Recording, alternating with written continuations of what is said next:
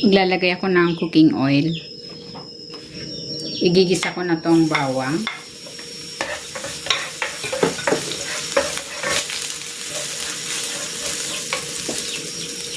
At itong sibuyas.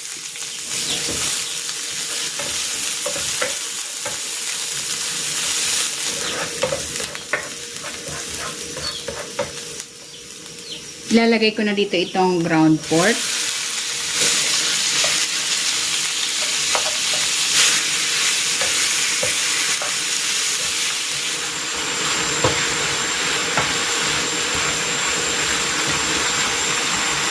Titimplahan ko ito ng toyo. Nor seasoning, ito ay optional lang.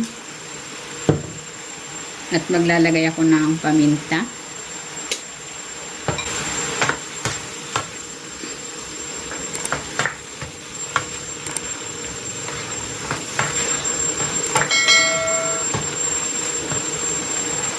Maglalagay ako dito ng tomato paste.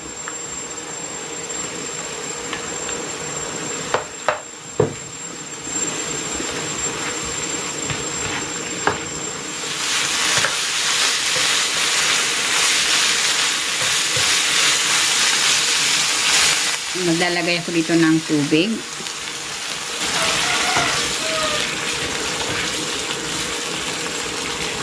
Tatakpan ko muna ito.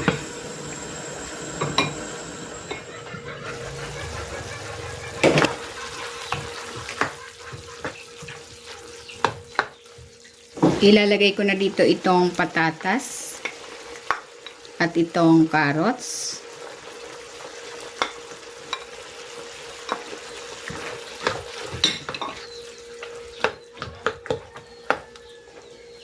Tatakpan ko ulit para maluto yung patatas at carrots. Ilalagay ko na dito itong green peas, bell pepper. Maglalagay din ako ng raisins. Ito ay optional lang.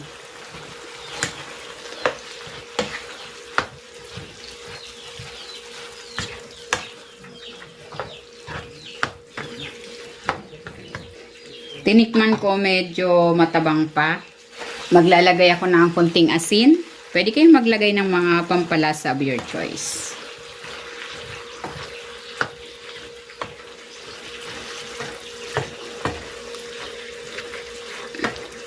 Eto na, luto na itong pork minudillo. Hahanguin ko na ito.